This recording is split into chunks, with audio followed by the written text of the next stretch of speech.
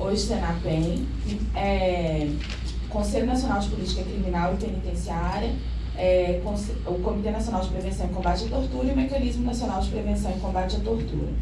E a lei que criou o sistema, que criou o comitê, que criou o mecanismo, ela prevê a possibilidade de adesão de outros órgãos ao sistema. Para regulamentar essa lei, foi feita uma portaria e a gente já avaliava, né, que essa portaria era ruim, e quando eu assumi a coordenação, eu parei de aceitar adesões ao sistema porque a portaria precisa ser reformada. Por que ela precisa ser reformada? Ela não prevê nenhum critério que o órgão previamente tenha que cumprir para aderir ao sistema. E tampouco ela prevê um monitoramento para que esse órgão possa permanecer no sistema. Então, por exemplo, o meu estado, que é um estado terrível, né, bem malandro, que é Minas Gerais, tentou aderir ao sistema, apesar de ter um comitê completamente contrário ao OPCAT, né, que ainda não foi implementado porque a sociedade civil está bloqueando, senão já tinha sido. Queria aderir ao sistema para dizer, assim que logo depois que o mecanismo fez missão de inspeção lá, para dizer, olha, nós não cometemos tortura, a gente até faz parte do sistema nacional. E aí eu neguei, falei que a portaria estava em reforma e tal, e não deixei aderir. Quem aderiu depois, esse ano, foi só a PFDC, porque tem um trabalho histórico que a gente reconhece. Então, a gente precisa reformar essa portaria. E isso vai acontecer no encontro do sistema no final do mês. Então, eu acho melhor a gente não constar nessa resolução, ou constar destacando para esperar a reforma, porque ela não dá para ser aplicada da forma que está. Assim, ela é prejudicial ao próprio sistema de prevenção à tortura, ela vai transformar ele num espaço para os estados dizerem, olha como a gente é legal, a gente nem faz tortura, igual outros estados já fizeram, né? Criaram comitês e mecanismos para falar que estão cumprindo a lei, mas não dão estrutura para esses comitês e mecanismos funcionarem, nem o mínimo. Mas falam que tem. E aí tá tudo certo, né? Já que a gente vai datar o documento... Para falar no microfone não grava, entendeu? Bom dia. Já que vamos datar esse documento com a data do encontro, eu acho melhor então retirar essa portaria e não deixar com a data, com a nova portaria, porque pode criar uma incongruência. Não, eu acho que sim, mesmo porque até aprovar essa nova portaria pode ser que demore um tempo, né? Pode ser uma pequena guerra. Então, acho que eu tirei aqui do documento, se quiser. Tá. Aí o Comitê Nacional de Prevenção e Combate à Tortura, no uso de suas atribuições. Aí, assim, tem um capítulo 1 que é sobre princípios. Eu, sinceramente, não acho que a gente tem que reler, porque, assim, dignidade da pessoa humana, excepcionalidade da privação de liberdade, eu não vejo muita necessidade. O que vocês pensam? Podemos pular, né? Aí depois, o capítulo 2 são conceituações. O que é tortura, o que é pessoas privadas de liberdade. Então, acho, enfim, o artigo 2º, assim, também não vejo muita necessidade. Acho que a gente pode pular logo para o 3º, que aí começa a falar de fato dos comitês e mecanismos, né? Você pode descer um pouquinho, Lincoln? Yara? Desculpa, mas talvez na parte de princípios seja interessante incluir o conceito de estado de coisa inconstitucional, já que a gente não atualizou.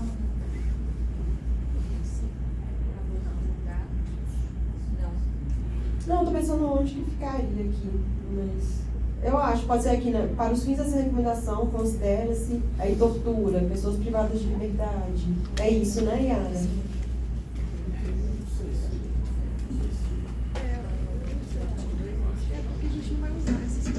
A terminologia jurídica está no DPF.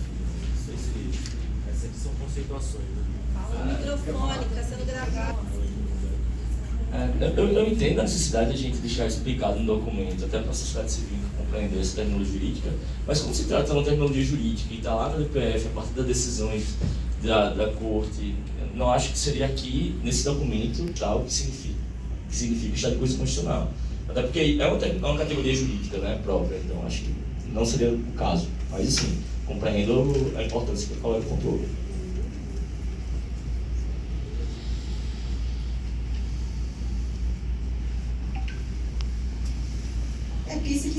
situações que efetivamente vão aparecer na recomendação, né? Pessoas privadas de liberdade, tortura, coisas típicas do sistema. Eu, enfim, fico em dúvida se... São conceitos jurídicos indeterminados esses. Retiro minha observação, então.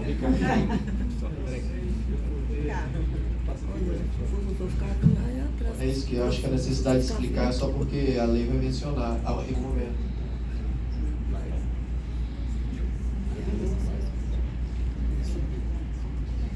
Eu acho, Yara, nos princípios tem um que é sobre a excepcionalidade da privação de liberdade. E nessa redação, aí vai dizer, uma das principais medidas de prevenção da tortura é garantir que a privação de liberdade seja excepcional. E aí, em algum momento, colocar essa consideração de que, além de tudo, há um estado de coisas inconstitucional que caracteriza as prisões brasileiras para entrar dentro da ideia de excepcionalidade. Enfim, é uma sugestão só para não deixar sem contemplar. Mas lembrando que vai estar nos considerandos. Então, eu considerando. Eu ia falar isso, né? Acho que pelo documento ele vai ser acessível a pessoas que não têm o conhecimento jurídico. Então, constando aí, seria mais fácil. Às vezes a pessoa ir em outros documentos, procurar. Então, concordo com a doutora. Não, é só para clarificar a questão. Eu entendi isso da excepcionalidade, de ser importante mencionar uma excepcionalidade, mas eu acho então que deve ser considerado deve ser colocado como considerando, deve ser colocado como considerando o julgamento que diz que é o estado de coisas constitucionais, e depois talvez explicar dentro dos lugares, vai explicar os conceitos aqui, né? Mas aí eu ia propor também para acelerar o processo, já propor o texto. Né, já propôs o texto de redação para enviar para lá e aí a gente fazer uma leitura depois, porque senão a gente vai ficar aqui meio... E a gente vê onde encaixa. Isso. Então, o conceito pode ser até por uma nota de rodapé, porque às vezes, né? Mas de todo modo, assim, a gente está não tendo tudo aqui, mas a gente vai ter que olhar com calma depois para fazer a redação em si, né? E do ponto de vista institucional, violação de diversos preceitos e garantias fundamentais. Não tem nada de... Eu acho que... Agora, um ponto que eu acho necessário também, dentro considerando, é trazer a resolução da Corte do curado, de todas as condenações que o Brasil teve. Acho que talvez seja importante até por contação em dobro e todos os debates que a gente está tendo no decorrer. Talvez seja importante.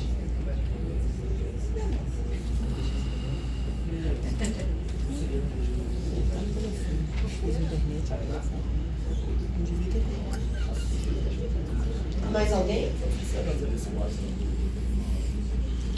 Tá. Então, eu vou continuar aqui no artigo 3º, desculpa. Pode descer um pouquinho, Lincoln, por favor? Mais um pouco. Mais um pouco. Isso. Mais um pouquinho. Isso. Obrigada. Então, artigo 3º, né? A criação de comitês estaduais de prevenção e combate à tortura, doravante denominados CEPT, não sei falar essa sigla não, gente, CEP, ECT, e de mecanismos estaduais de prevenção e combate à tortura, doravante denominados MEPCT, considerará a legislação pertinente e as orientações do Comitê Nacional em face da atribuição que lhe confere o inciso 7 do artigo 6º da Lei 12.847 de agosto de 2013. As disposições referentes aos comitês e mecanismos estaduais de prevenção e combate à tortura se aplicarão integralmente ao Distrito Federal. Qualquer município, especialmente aquele de grande população ou que concentre quantidade significativa de pessoas privadas de liberdade, poderão criar mecanismos e comitês municipais de prevenção e combate à tortura, aplicando-se a presente recomendação no que couber. Alguma consideração sobre esse artigo?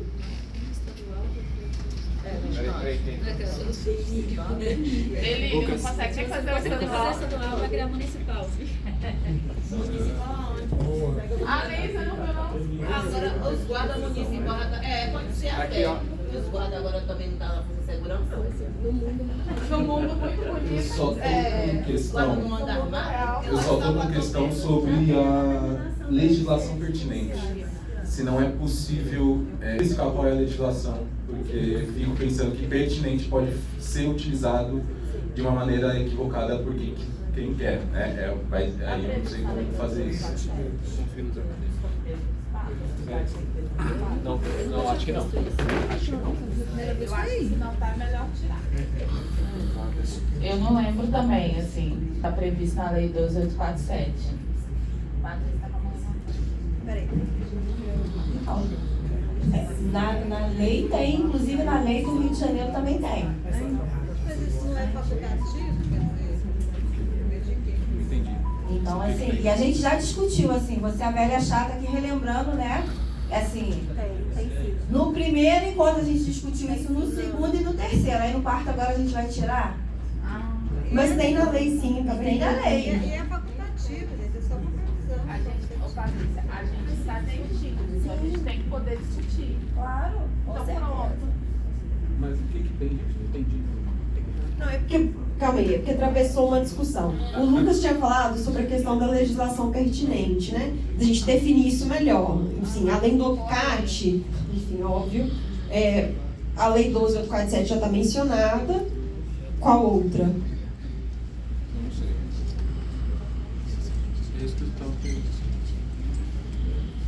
A gente tem que tirar esse termo pertinente, Eu acho com toda também. certeza, e aí a gente pode colocar o PICAT, já tem a Lei 12847, Sim. não sei se tem alguma outra legislação que a gente... Porque, assim, talvez não tenha que ser um rol taxativo, mas exemplificativo, mas assim, ou seja taxativo mesmo, que é isso, acho que tem que ser taxativo.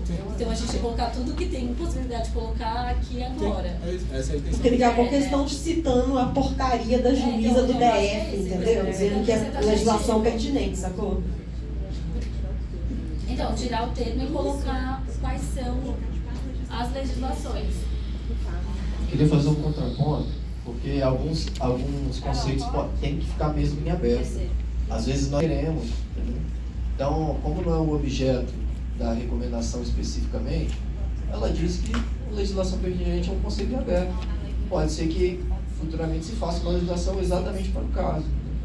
Acho que não sei se prejudica não, acho até que é natural, é a legislação pertinente e a norma é a lei interpretada. O aplicador vai ver qual é a legislação realmente pertinente.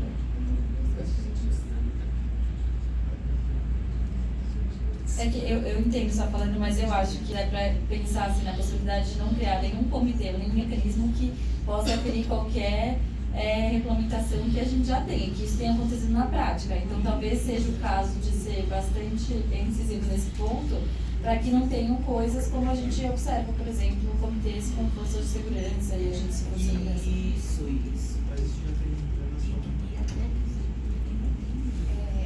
Numa sugestão, coloca especialmente e cita as que não podem faltar.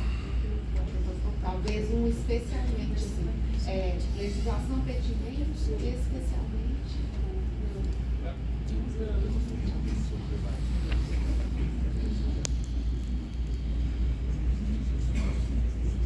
Bom, a legislação que regula é a 12847, então acho que tem que pôr expressamente e o OPCAT. Então, é isso, o decreto que recepcionou o OPCAT e a Convenção do Brasil.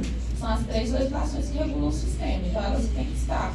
Eu não acho que tem que abrir para aplicador, operador, governador, que lá que seja, inventar moda não. Deixar a coisa mais fechada mesmo.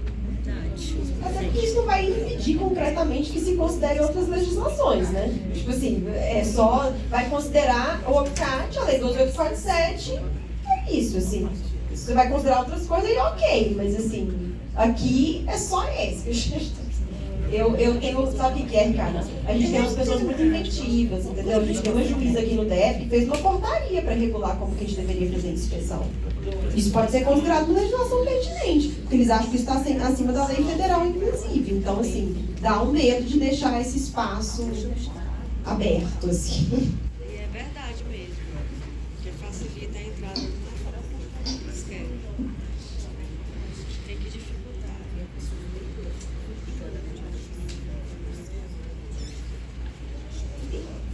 Bom, podemos seguir?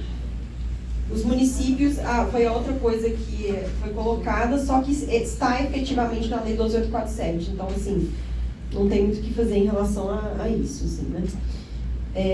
Artigo 4º. Os relatórios e documentos produzidos pelos mecanismos estaduais e comitês estaduais devem ser públicos, observado o disposto na Lei 12.527 de 2011, Lei de Acesso à Informação. O mecanismo e o comitê devem proteger as informações pessoais das pessoas privadas de liberdade, vítimas de tortura ou qualquer outra pessoa que possa fornecer informações relevantes para a sua atuação, de modo a preservar sua segurança, intimidade, vida privada, honra ou imagem, sendo vedada a publicação de qualquer dado pessoal sem o seu consentimento expresso. Posso falar? Nem sei, é só mais para acrescentar que ontem na nossa discussão apareceu alguma coisa em relação às denúncias, de não pessoalizar as denúncias. Eu não sei se, porque aqui não está falando principalmente das denúncias, né? Mas tinha esse ponto, eu estou trazendo aqui para a discussão isso. Porque ontem tinham falado na nossa discussão que uma das coisas relevantes era que em alguns momentos queriam que se pessoalizasse as denúncias para que elas fossem levadas à frente. Que as organizações estão dizendo que, né, não tem como você dizer quem está fazendo. Não, mas você às vezes não pode tem que preservar a pessoa que está fazendo a denúncia porque ela está ali e confia naquela organização. Então, só trazendo isso para dizer um ponto que a gente trouxe, que trouxeram aqui na discussão. Eu acho que pode. Eu queria falar, Iana. Eu acho que pode. Eu acho que é uma coisa.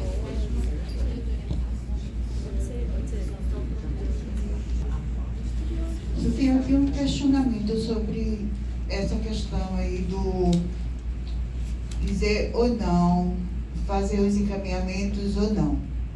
Quem está na ponta, no dia a dia, no vulco-vulco da unidade, né? Como comitê, como conselho da comunidade, sabe muito bem o que acontece. Se você identifica, todo mundo vai saber quem é, independente de dizer o nome ou não. Todo mundo vai saber quem é, porque o nosso sistema é de informação privilegiada de presos e de presos. Então, eu tenho um questionamento muito grande sobre isso, porque o que é que a gente vai fazer quando a gente encontra uma pessoa torturada, né? Quando a gente encontra, e aí você vai fazer o quê? Você vai, sim, vou botar no relatório que tem a tortura ali dentro, mas eu preciso dar o mínimo de garantia a essas pessoas. Eu preciso dizer ao diretor que ele sabe, porque quando a gente encosta junto de um preso que foi torturado, ele fala com a gente, ele vai saber quem foi. Então, esse diretor precisa ser responsabilizado, saber que a gente sabe. E dizer, se acontecer alguma coisa com ele, a gente está acompanhando. E a gente tem feito isso no acompanhamento. Inclusive, está acompanhando em várias unidades. Aí a gente passa para os conselhos da comunidade. Foi para olha, a gente está mandando para ir acompanhar esse preso lá, quando vocês forem fazer visita. E a gente está tentando fazer assim. Porque é dizer que ninguém vai saber porque o preso estava torturado. Todo mundo sabe. Então eu queria deixar isso. Eu fico muito angustiada toda vez que eu escuto isso. Eu fico muito angustiada. Levanta a mão quem ainda está sem a cópia, está desligado. Quem está sem a cópia aqui. O pessoal de Rondônia também tem uma. Gente, só uma coisa, assim, a gente está falando de relatório, a gente não está falando de denúncia. São coisas totalmente diferentes. Acho que a gente poderia focar, assim, o artigo está falando de relatório E está dizendo justamente que não pode colocar informação pessoal em relatório. Alguém tem divergência com isso? Tem algo a complementar? Porque senão me parece que a gente está saindo realmente da discussão para outra coisa. Tem que manter o foco. Eu acho que isso que a dona Vilma falou. Não colocar no relatório, ter cuidado no que vai colocar no relatório. Eu só complementaria aqui a referência à Lei Geral de Proteção de Dados, porque é uma lei posterior, né, e que vai justamente também falar de proteção de dados pessoais. Carol, Rondônia tem uma intervenção. Bom dia. Rondônia tem uma certa preocupação em relação aos materiais produzidos durante as inspeções. Ou seja, nós temos quase que 1 tera de materiais que a gente produz e depois faz as degravações, né, para compor os relatórios, respeitando a questão do nome da pessoa privada de liberdade, né, não expondo. A nossa preocupação é por quanto tempo. Talvez fosse interessante estabelecer um prazo para a guarda desse material, porque vai chegar um momento que a gente vai ter onde armazenar mais isso, né? Então, considerando a imprescritibilidade do crime de tortura, talvez fosse interessante estabelecer já 5, 10 anos, alguma coisa parecida, e para a gente guardar esse material ou destruí-lo, né? Aí fica aqui a dica, que essa preocupação Rondônia tem muito.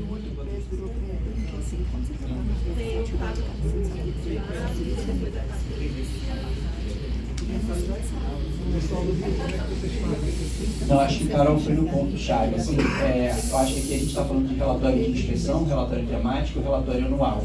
Os relatórios mais institucionais, não é óbvio denúncia, e mesmo o mecanismo tem prerrogativa de se comunicar em sigilo com o SPT, por exemplo, né? Então, assim, esse documento não é para ser público, né?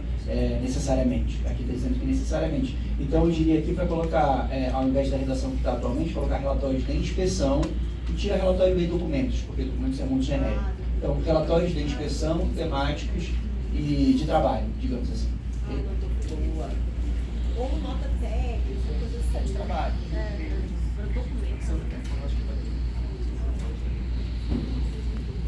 Não, fiquei na dúvida da pergunta do Adilson, eu não entendi muito bem se o mecanismo grava para depois... Que a gente pode, como é que o tempo que você vai ficar com custódia? O nosso nacional também tem um artigo gigante de papel, o que a gente faz com toda aquela documentação. Infelizmente vai ter que guardar pro resto da vida, né? Porque é do órgão, quem não tiver mais no órgão, quem for chegando vai estar lá. Aquilo é arquivo do órgão, né? Então, assim, tem que guardar. Não tem o que fazer.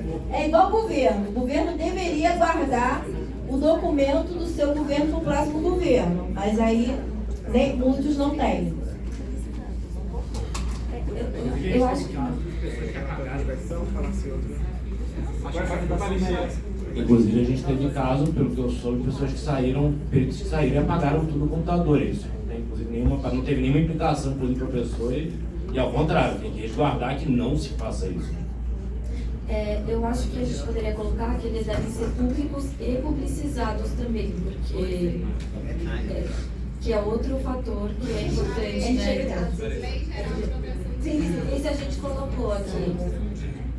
Então, eu acho que sim, o Fábio tinha falado, né? Relatórios de inspeção anual e temáticos, além de notas técnicas, pareceres, colocar tipo uma coisa meio exemplificativa, né?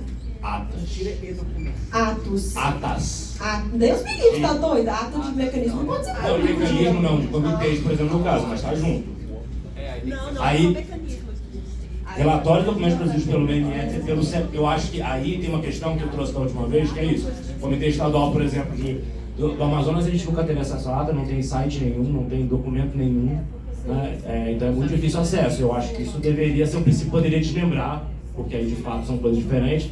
Lembrar em 2, os comitês estaduais têm que ter isso publicizado. Será, Fábio, que não era melhor no capítulo só de comitê colocar isso? Então deixa aqui só o mecanismo. Eu acho que podia tirar o comitê desse artigo. Apesar de que vai ter outro capítulo depois que vai falar só de mecanismo. parágrafo de conta, né? Não, mas que bagunça, hein? Tem um pouco bagunçado. Deixa anotado isso e a gente vê se mais pra frente, se não elimina aqui e bota lá na frente. Fiquei confusa também. Talvez abra um outro artigo. Isso aqui, disposições gerais, basicamente. E a parte do publicizado, vocês concordam? Sim.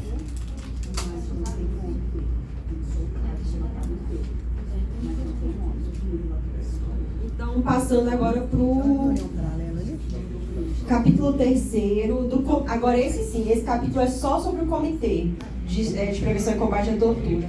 Pode descer um pouquinho, Lincoln, por favor? Isso, obrigada. O Comitê Estadual é um órgão colegiado, deliberativo, instituído com a função de prevenir e combater a tortura e outros tratamentos ou penas cruéis, desumanos ou degradantes, mediante o exercício das seguintes competências. 1. Elaborar e aprovar o seu regimento interno. Realizar o processo de seleção dos peritos do mecanismo estadual. Ah, que bom. Olha, qual é o papel aí do comitê, gente? Qual que é o... Então, eu estou aqui pensando que nesse inciso 1 aqui, né, fala elaborar e aprovar seu regimento interno. Mas isso fica muito discricionário, eu acho que tem que ter parâmetros legais aqui, porque senão você aprova um regimento interno que talvez não necessariamente esteja de acordo com a legislação. Então talvez seja o caso de aqui dizer de novo, né, da lei 12, não sei qual, 12.47 e o OPCAD. Mas o aplicativo não tem porque aqui é só a comissão mesmo.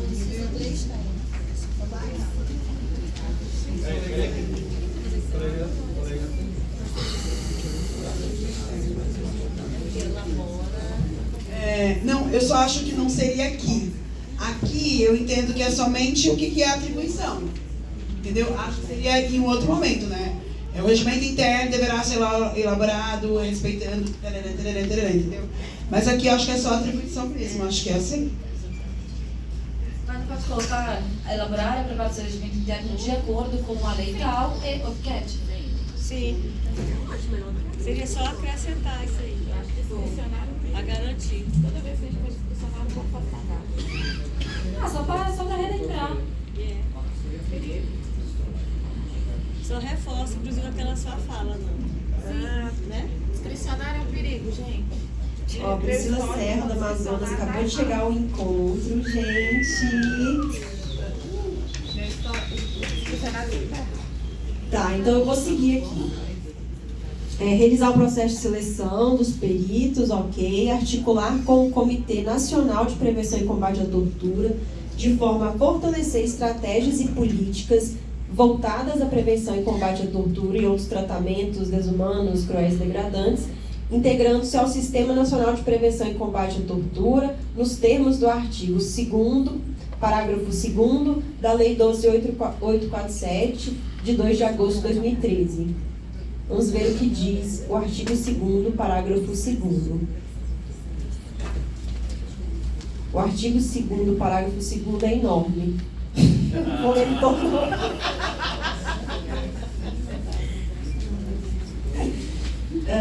Apreciar e aprovar o Plano Estadual de Ações Integradas para a Prevenção e Combate à Tortura. Eu não sei nem o que é isso. Oi? Algo que deveria existir, não existe. Ele está no PNDH 3. Quer falar? Ele está no PNDH 3, o plano. Inclusive, eu já mandei para todos os membros do comitê o plano. No microfone, se não grava, Patrícia. Quero dizer que a tia velha chata já mandou para todos os membros do comitê esse plano.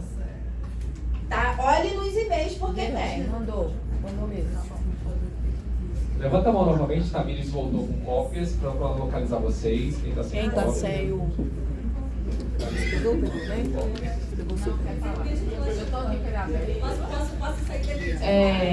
Eu acho que a gente mencionar o plano para uma resolução que tem um caráter mais perene, não é o número do plano não, mas eu acho que mencionar de acordo com o plano de direitos humanos, alguma coisa nesse sentido. Porque se for atualizado, a gente não tem que atualizar a resolução, porque senão toda vez que atualizar, nós não tem que atualizar a resolução.